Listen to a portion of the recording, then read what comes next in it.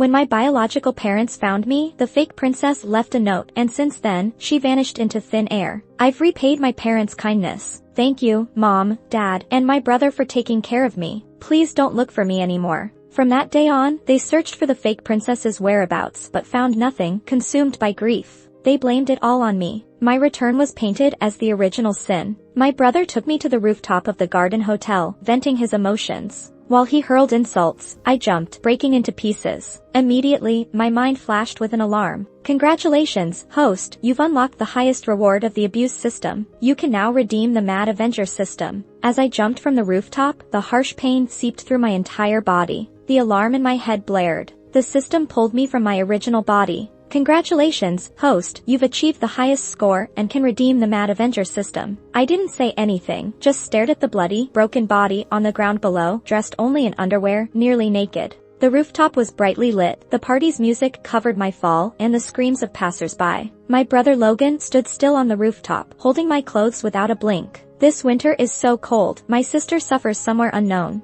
Why do you deserve good clothes and the life that belongs to her? Is this why he brought me here, in front of a group of rich kids, to kill me? I just watched him coldly, not moving. His friends' eyes roamed over me. One of them shouted, Logan, your sister looks so good. I bet the view underneath is fantastic. Drunk, he tried to grab my clothes, turning me into an object for others to ogle in this chilling wind. I held onto the collar of my coat tightly, refusing to give in. Inside, I wished for this abuse game to end soon. Bound to the abuse system, I reached the final step to help the original owner and make those who hurt her pay dearly. Her resentment after death was so intense it almost stopped the world from running. I was sent to live again and make her family face due punishment. Logan cursed at me, pouring out all his hatred. Jump already, go die. His friends either egged me on or watched the drama unfold coldly. Tears welled up, and I said between sobs, you guys brought me back and Rose left on her own, so why do you keep blaming me? Logan seemed enraged, yelling by my ear, don't mention Rose's name. You're not worthy. I smiled, more system notifications ringing in my head.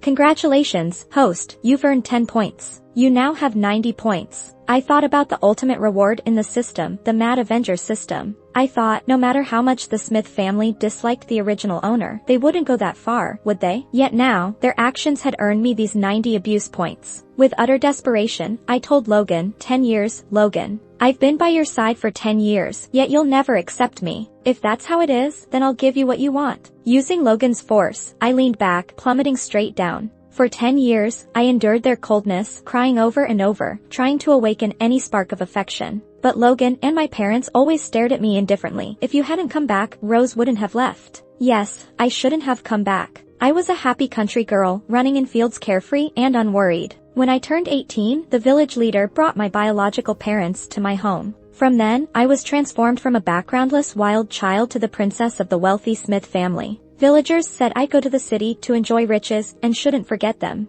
But I knew I'd face the fake princess's schemes and my family's coldness once I returned. The day I came home, Rose left a note and ran away. She was my father's comrade's daughter. After he passed saving my dad's life and her mom died from grief shortly after, my parents took her in. In the 18 years I was lost, she took my place, living a life of luxury as the acknowledged eldest daughter of the Smiths. Yet because of my return, she chose to leave, giving back the title of the eldest daughter. On a table full of dishes, she left a note saying, I'm leaving. I've repaid my parents' kindness. Thank you, Mom, Dad, and brother. No need to look for me. Years ago, her biological father sacrificed himself, taking a bullet for my dad, who, despite attempts, couldn't be saved. Her mother soon after, stricken with grief, passed away too. The meals she prepared were fragrant and aromatic, with many dishes I couldn't name. Mom, Dad, and my brother sat at the table, silence spreading over their faces. In spring, Rose couldn't cook. She said she wanted to prepare a lavish meal before the year's end for the family. She did. She really did. During this time for family reunions, she made it happen, then left. Mom, Dad, and my brother ran out like lunatics. The whole Smith network and resources were mobilized. I was left alone in the luxurious villa, staring at the feast. I didn't know what to do. I was starving. I watched the food grow cold, feeling it was a waste. But it was Rose's, and I couldn't touch it before they returned.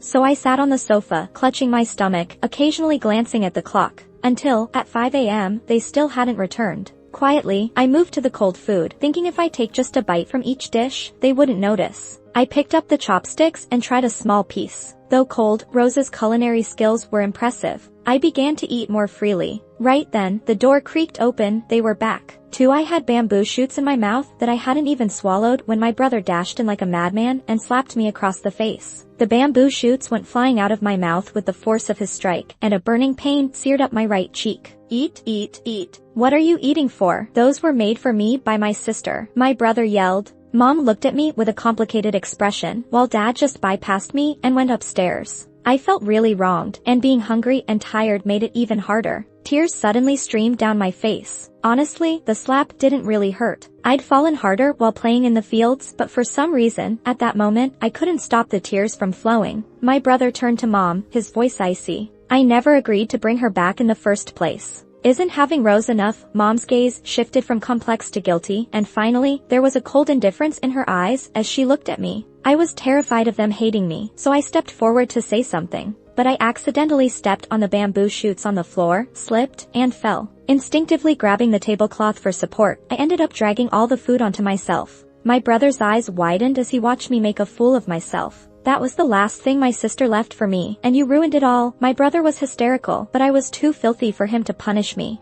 The 7% resemblance we shared in our eyes was overshadowed by his disgust. Mom finally had enough and stepped in to stop him, looking at me with a hint of disdain. Logan, no matter how much you dislike her, she is still your older sister. My brother laughed, dimples showing, but his voice was chilling. Fine, let's see if she can really be my sister. He left, and Mom's expression was mixed as she tentatively asked, "Are you okay? Did you get hurt? Can you get up?" That small semblance of maternal love made her the only person in the house still concerned about me. I wiped the food soup off my eyes, and, noticing the suppressed contempt in her eyes, threw myself into her arms.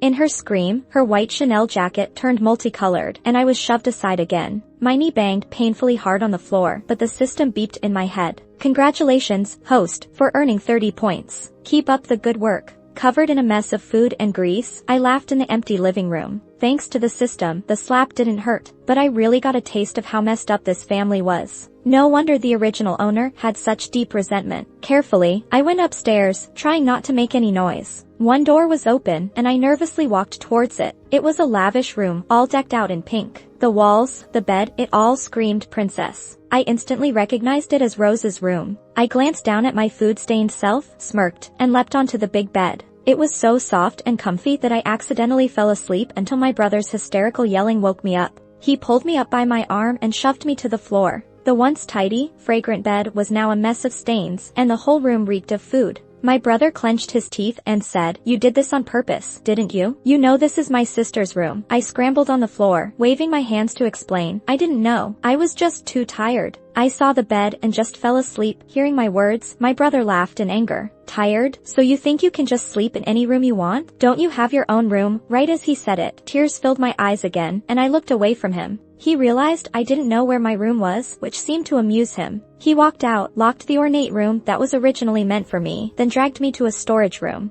Inside were random useless things, with just a single hard cot to sleep on. The minute he opened the door, a chill swept over me. In my heart, I thought, this is bad. In the dead of winter, I'd freeze for sure. From now on, this is your room. Remember, don't ever think you can have things that aren't yours. He turned and left, muttering, "Go clean up that disgusting mess you've made, Joe. Fix up the room that used to be the young ladies. Don't just let any stray cat or dog in there." I stood in the doorway. Despite all the noise my brother was making, neither Mom nor Dad even came out for a glance. In this house, I was completely an object of animosity and neglect. I guess that's what happens when you're so unlikable. Dad canceled the party he'd planned, and Mom put away the ingredients for the cake she was going to make for me. My brother was mad again. "I've been telling you guys there's something wrong with my sister's mood. You just had to bring that country girl back. Did you even think about how my sister must be feeling?" I held my breath on the side, hoping his rage wouldn't find its way to me. I hardly got any sleep the night before. The room was as cold as a freezer. I wrapped myself in the thin blanket, trying to warm my hands and feet, my hands getting cold again after rubbing my feet. Through the freezing night, I gained another 5 points. Rose still hadn't been found, and my brother was restless. My parents weren't focused on anything either. I tiptoed around them at home, scared they'd take their anger out on me. Even though the abuse points were no longer stacking up, I needed to catch a break. I couldn't let them finish me off too soon. After all, I knew where Rose was, this girl they were all desperate to find. But now wasn't the right time for them to know.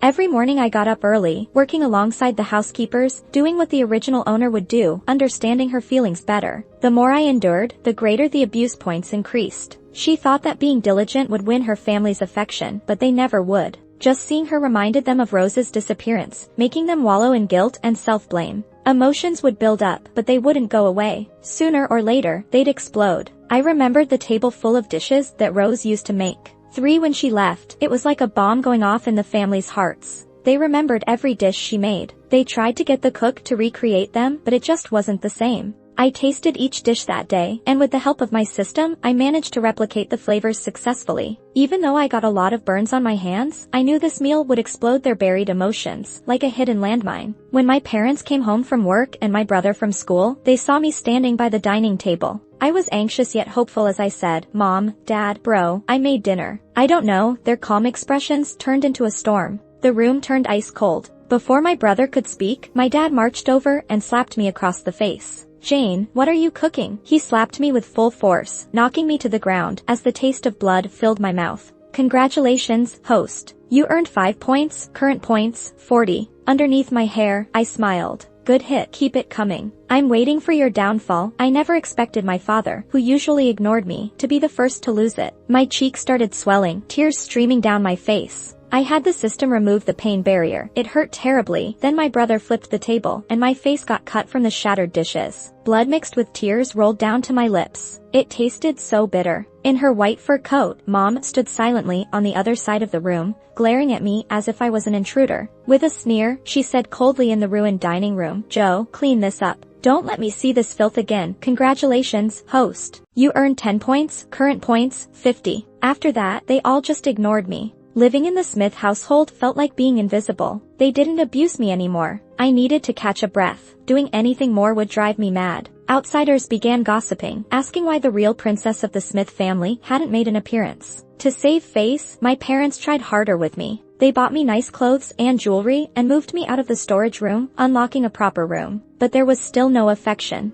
I was just a puppet, there to be shown off. I had to be obedient and quiet, enhancing their image, and that's it. I was finally sleeping in the princess bed I should have had at 18, and I got my first peaceful sleep in the Smith house. But then I was woken up by my system. Due to excessive comfort, you lost 5 points. Current points, 45. No doubt, it's a punishment system. It did its job alright. But I realized it was time to act. 5 years had passed since Rose ran away. The Smiths tried everything but never found her. I knew where she was. She hid in a temple out in the suburbs, becoming a nun. But she wasn't just any nun. In those 5 years, she earned the protection of the higher-ups at the Tsigwang Temple, becoming the head of Han Mountain Temple. She left home, once a pampered princess, found outside in the temple courtyard on a snowy night. The monks took her in, and she devoted herself to Buddhism, avoiding the mundane world. She lived peacefully in her little world, unaware that her words put me through 5 years of hell, and my suffering continued. I sat quietly, thinking, then took out a notebook and began journaling.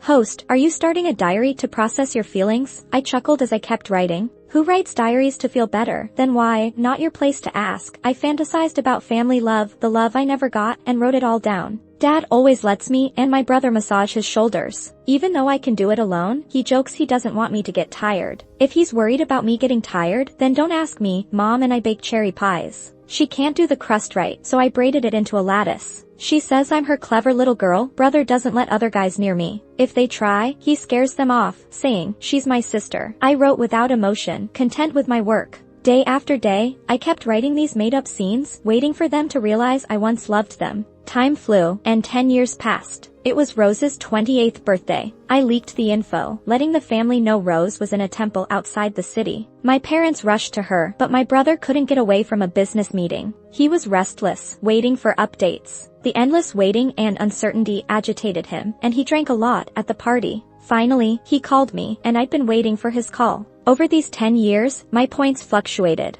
I was up to 80 points now. I knew he wanted to lash out, and I saw it as an opportunity to gain more points. Jane, if Sis became a nun because of you, I'll make your life hell. He hadn't spoken harshly to me in years, probably because he was tired. He told me to meet him at the top of the city's tallest garden hotel. He said he needed to keep an eye on me until he knew Rose was okay. I knew he was going to punish me because Rose couldn't be okay. She became a nun. When I reached the rooftop, the party was in full swing. The wealthy kids all glanced my way. I silently stood next to Logan. Empty bottles piled at his feet. In the harsh winter wind, I didn't understand why they were partying like crazy here, but Logan smashed an empty bottle at my feet.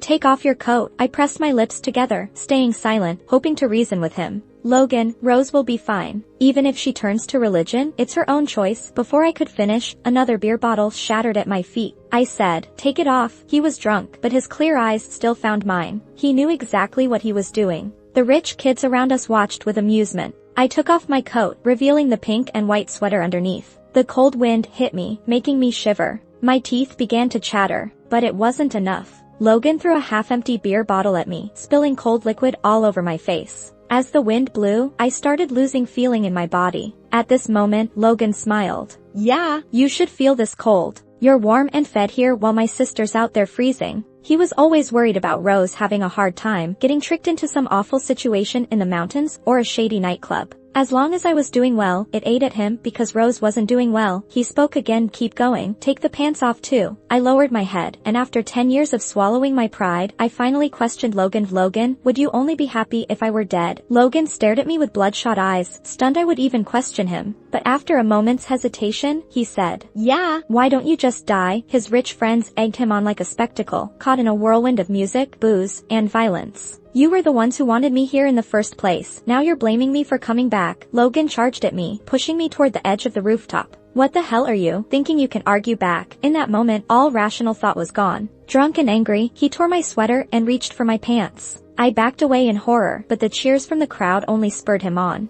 Why do you get to have this life when my sister has to become a nun? Just then, his phone rang. It was Dad. He looked at me, answered the call. His eyes shifted from anxious to ruthless, and he smashed the phone to the ground, shattering it. Jane, I swear I'll kill you. I couldn't help but shout back. She really became a nun, huh? Good, because all your filthy desires towards her are useless now. I had stumbled upon his secret while cleaning rooms with the maid, noticing the photo of Rose in his room and the words behind the frame. I'm glad you're not my sister. All because my clumsiness led to dropping that frame. Logan's eyes stormed with rage. My words were the final straw. Shut up, jump already. At that moment, I realized he truly wanted me gone, the hidden desire now exposed under the stars. Congratulations, host. You've earned 10 points, currently at 90 points. I smirked. Jane, after all these years, you should be used to this. I should have been dead a long time ago. I gazed down at the street below, like a deep abyss. But now, I wanted to fall into it. In the roaring night wind, my body plummeted down.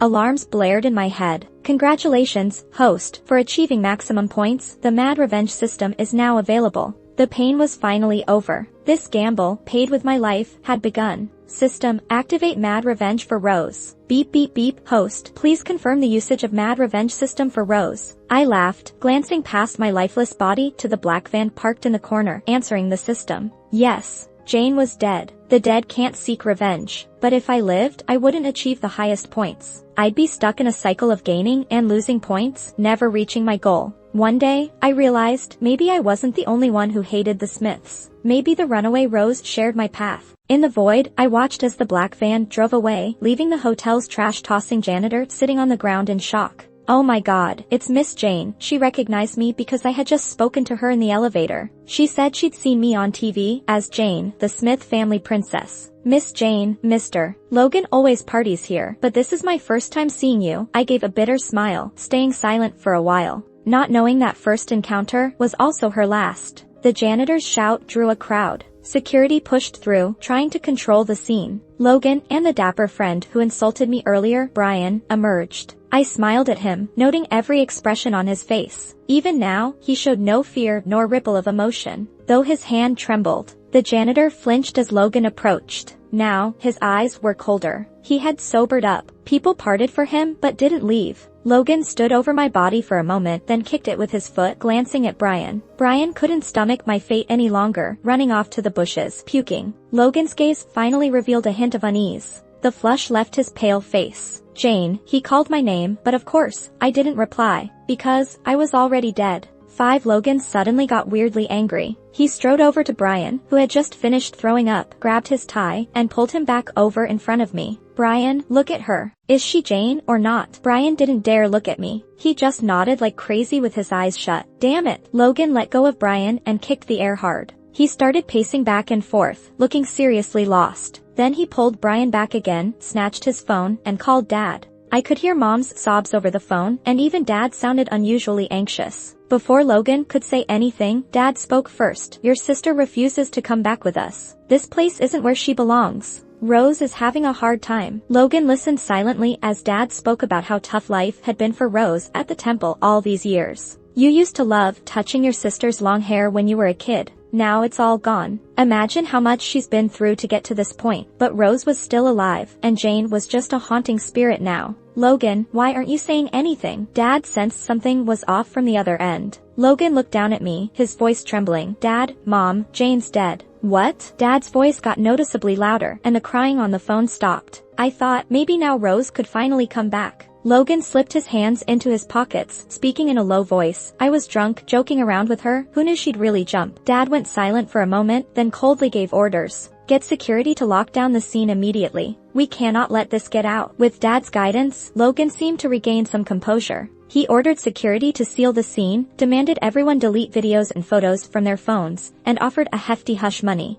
No one talks, or they'll face the Smith family's wrath. He covered me with his coat and called for the Smiths' private doctor to handle my corpse. I ended up in a luxurious private hospital, with even the morgue being ridiculously lavish. My body was shattered beyond hope of survival. The head of the private hospital had someone stitch me up and even put on some pretty makeup. By the time dawn broke, it was all over. Mom and Dad rushed back overnight without Rose. Dad slapped Logan across the face, fuming, fooling around drunk. Good thing those rich kids' families have business with us, or I'd like to see how you'd fix this mess. Logan didn't argue, just silently accepted the blame. Mom looked at my body, instantly starting to dry heave. Even though I looked kind of human again, she couldn't bear to look at me. Her expression became complicated, like when I first returned home, throwing up all over her. Nothing we can do. She's gone. We'll just say it was an accident. We can't let this ruin Logan. Mom's eyes were red, but no tears fell. Once they'd taken care of things, they returned to the villa. I had the system take me to a place first, where Rose had lived for the past 10 years, Cold Mountain Temple.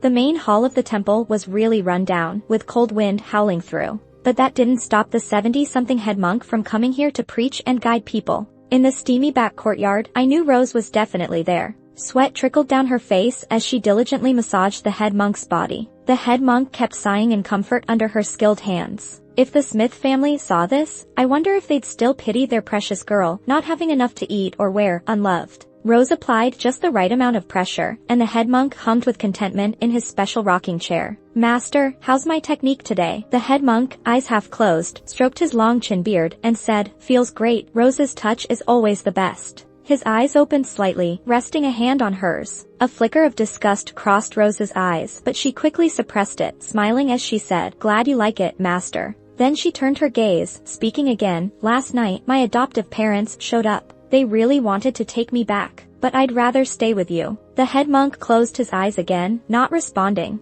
Rose bit her lip but pressed on, Master, please let me visit my family. I promise I'll return. Tears welled up as she rushed to kneel in front of him. Her arms trembled on the floor as the old monk's voice echoed through the quiet room. Fine, go ahead. But remember this, you took vows, don't lie, or not even I can save you. Rose, feeling blessed, knelt and bowed 3 times, then helped him comfortably return to Bright Light Temple. Gone was the smile she wore for the head monk as she spoke to the gatekeeper monk. Tell Frank to come straight to my room when he arrives. She paced the room for a long time, meditated for 2 hours, and finally, Frank, who she had been waiting for, arrived. The moment Frank stepped in, Rose threw herself into his arms, nearly knocking him over. He adjusted his crooked glasses and held her, speaking softly. What's wrong? Who's been bothering our princess? Rose, still sulking in Frank's arms, punched him playfully, laughing as she said, You're the only one who still calls me princess. Frank looked down at her, eyes filled with emotion. Whatever happens, you'll always be my princess. Frank's words made Rose smile again, and they sat at the tea table to talk business. You going back to the Smith family? Rose paused for a moment, then said with a sense of satisfaction, Of course I'm going back. That country girl finally got tormented to death. It's the perfect time to return. Frank took a sip of tea, his eyes flickering. Did your master agree? What about the temple when you leave? Rose's eyes showed a fierce determination. She smirked and replied, I want it all, of course. I've been painstakingly managing things at the temple for so many years now. What's a few more days? Once I've dealt with the Smith family, I'll be back. She turned her gaze to Frank. My master is eventually going to die, and then we'll live the good life together. Frank clinked his cup with roses, his expression difficult to read. I'll be waiting for the good news from our young lady. After a while, Frank left Rose's meditation room. I snorted quietly. The cold mountain wind blew, and he tightened the gray knit scarf around his neck, glancing into the void, meeting my eyes by chance. Rose had fallen for Frank, a young man from the rival family, which the Smiths strictly forbade. And when she was heartbroken, her mother found someone else to fulfill the family's expectations, something that Rose, who had been the only apple of their eye, couldn't stand. So naturally, she sided against the Smiths. I couldn't help but smirk as he adjusted his coat and walked away without looking back. When I returned to the familiar villa, it was still just as cold as the mountain temple.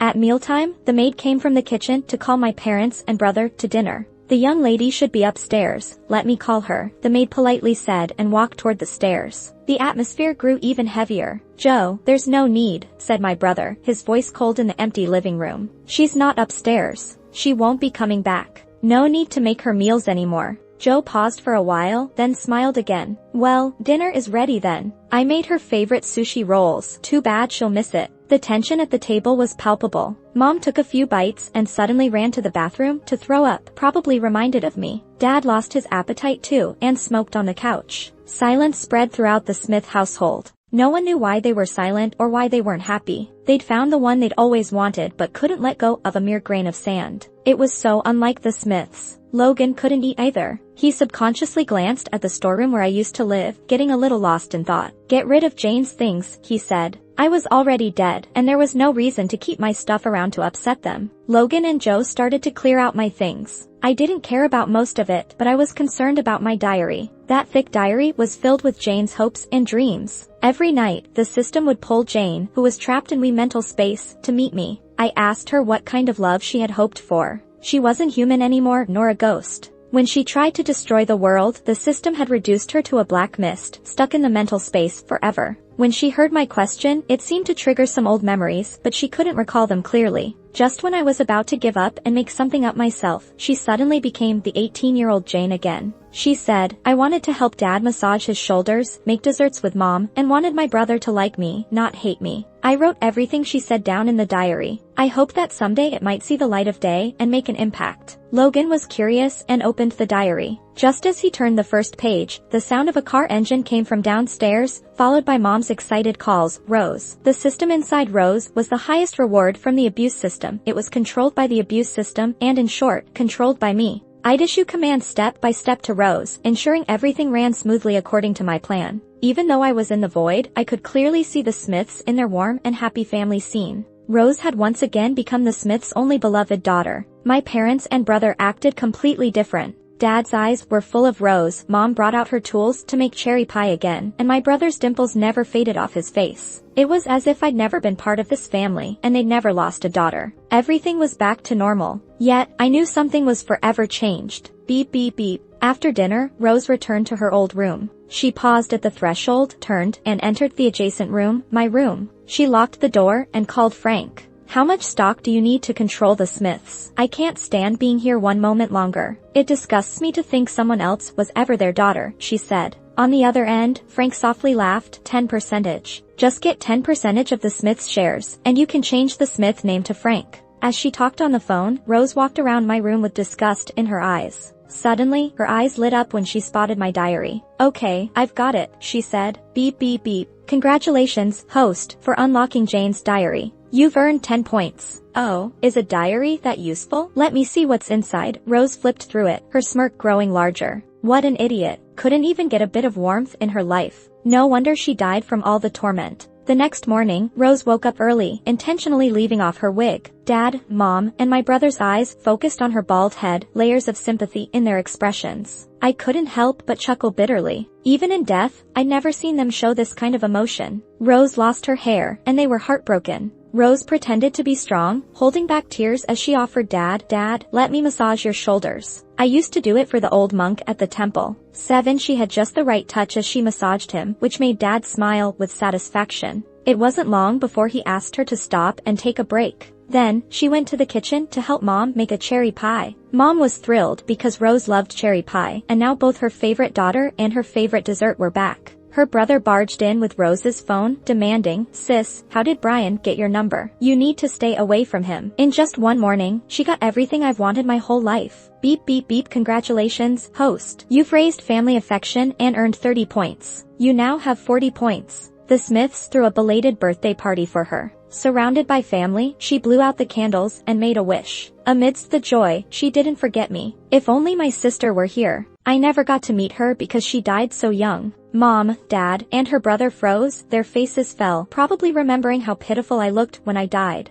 Mom recovered quickly, then smiled at Rose. She had a short life, poor thing. Then she turned to Rose, "Tell us your wish, and your dad, and I'll make it happen." Rose fluttered her big eyes. "Really?" Her brother grinned. "Last time I had a birthday, Dad gave me 5% of the company shares." Rose smiled sweetly at Logan and looked at Dad. "Dad, you can't play favorites. He got 5%, so I want 10%. Sis, how could you? I finally have something you don't." Logan pouted, no longer the hysterical person he was around me. Their parents were amused, especially Dad, who laughed heartily. "Sure, whatever Rose wants, she gets. After all, Rose is Daddy's little girl." Rose quickly went over to Dad, kissed his cheek, and said, "Thanks, Dad." The whole family seemed delighted, but only I saw the cruelty in Rose's eyes. In less than 5 days back, she got her hands on the key leverage to topple the Smiths. Choosing her was definitely the right call. I floated into a villa. Frank was there in casual clothes, leaning against a desk, talking on his phone. "That's great. When the paperwork is done, you can head to the monastery. There's a big surprise waiting for you." Frank hung up and made eye contact with me. He spoke seriously. "Jane, you really went all out on yourself. You died real bad."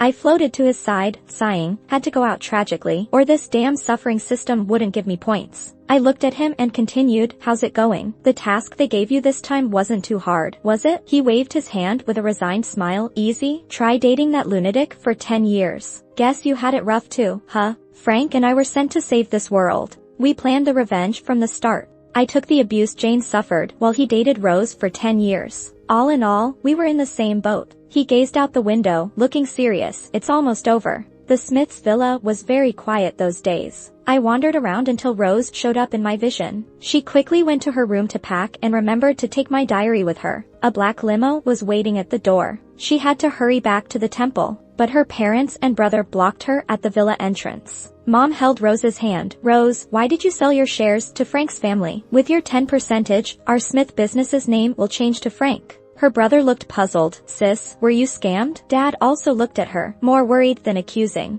Rose looked at them all and couldn't hold back anymore. She grinned and said, "Frank's my boyfriend. What would I keep the shares for if not give them to him?" Mom was shocked. "You're supposed to be a nun. How do you even have a boyfriend? How do you get with Frank? Why can't a nun have a boyfriend? Frank and I are great. He promised to marry me once I leave the order. Frank's place will be my home, so I gave him the shares." Dad was even angrier now. He was already trying to hold it in. "Rose, you went behind our backs to deal with Frank's family. Do you know what we've sacrificed for you?" Rose stopped smiling, and her eyes were full of disdain. "Oh, I know. You pushed your real daughter to her death for me." As soon as she said it, everyone's face changed. Dad was so upset he coughed up blood. Her brother, worried sick, said, "Sis, you're joking, right? How could you change like this?" Rose looked at him like he was an idiot. "I'm not kidding. You really tormented Jane to death. I was there when she died in that hotel. You kicked her, can you even believe it?" Mom, Dad, and her brother stood there stunned, like they were meeting Rose for the first time.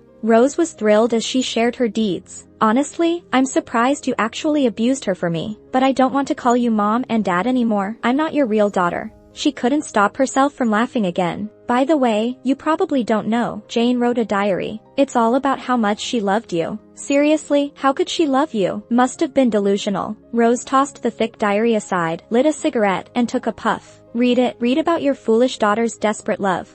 Mom's eyes were drawn to that diary. Dad and my brother shook their heads, but their eyes landed on it too. Rose took advantage of the Smith family being distracted and ran off without looking back. Mom flipped through page after page, and the tears she couldn't shed when I died finally poured out. "Jane, I'm sorry." She choked out those words, and Dad, standing by her side, picked up the diary and soon was crying too. My brother didn't move or cry. Instead, he dashed into the storage room and locked himself in. "Want to feel the pain I went through?" I laughed softly. "Too little, too late." Meanwhile, Rose returned to the temple, expecting to see Frank, but was instead met by a swarm of media. Rose, a donor from Hansan Temple, reported that you embezzled the temple's repair fund. What do you have to say about this? Rose, people saw you leaving a nightclub in the early morning. Is that true? Reporters crowded around Rose. Her face showed panic. She was at a loss until she spotted Frank. Frank, I'm here. Rose's happy voice faded as she realized Frank had brought several police officers with him. They approached Rose and said, Rose, we have a search warrant from our superiors. We're conducting a search. Please cooperate. Those unrelated, please leave the scene, or you'll be obstructing justice. The reporters sheepishly backed off, giving Rose a chance to grab Frank's sleeve. Frank, what's going on? This isn't what we agreed upon. Rose was truly panicked then. She just heard a system reward, bringing her points to 80. But now, why was she the one in trouble? Frank sneered and shook Rose's hand off forcefully. Don't think I don't know. I'm not your only boyfriend. Since you cheated on me, I'm exposing you. Frank had long known that Rose was seeing multiple people and was a frequent nightclub visitor. He exposed it all right then. The reporters, not far off, listened intently, scribbling in their notebooks while the cameraman recorded everything Frank had said. Rose finally realized Frank wasn't there to help her. He was there to put her behind bars. Her eyes filled with rage as she fiercely glared at Frank. Frank, you jerk. The police found black stockings, wigs, and other items in Rose's room. They also discovered she owned a luxury villa filled with high-end bags, watches, and shoes worth millions. When this aired on TV, the public was furious. The money was donated to the temple by believers but had lined her pockets, turning her into a living Buddha. After Rose was taken to the station, a video about Logan was leaked to the media. It was the footage from the day he forced me to jump while drunk.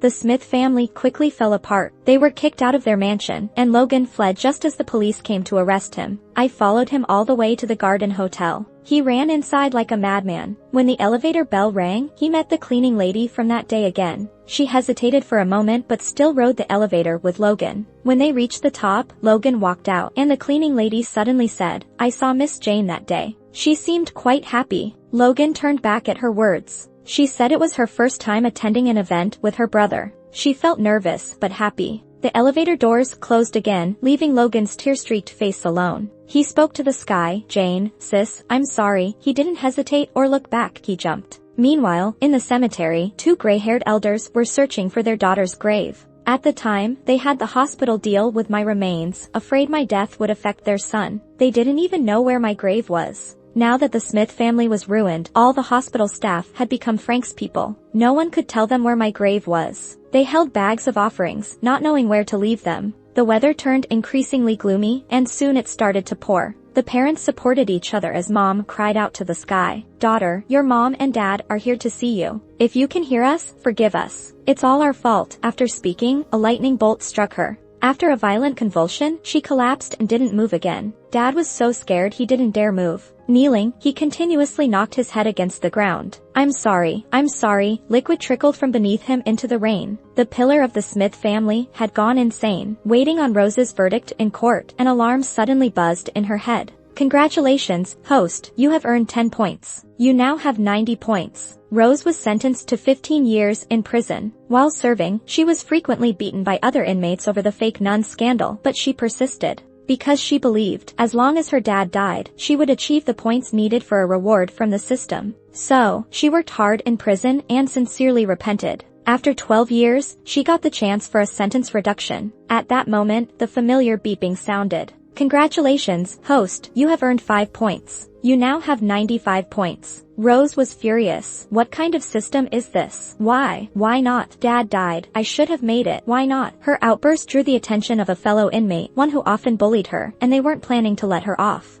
So, they beat her up again. But this time, Rose's hope was crushed. She wasn't going to endure the abuse just to get out early. She realized the system was hopeless. She fought back. The violence escalated, turning into a brawl involving many, just as Rose was about to breathe her last. Congratulations, host. You've achieved the highest reward of the Madman's Revenge system, revive one person. Rose was too beaten up to talk, so I spoke from the void. I want the original Jane to come back to life and have a happy life. Rose's eyes widened, and she tried to move her hands, but only her fingers twitched. Why, those were her last words before she finally died, her gaze fixed in my direction. So, I returned 3 words to her. It's karma. Just then, someone tapped my shoulder. I turned to see Frank. Actually, I should call him Temporal Monitor number 0. Let's go to the next world. I watched his tall figure as I followed, muttering under my breath, it'd be great if that body wasn't robotic. And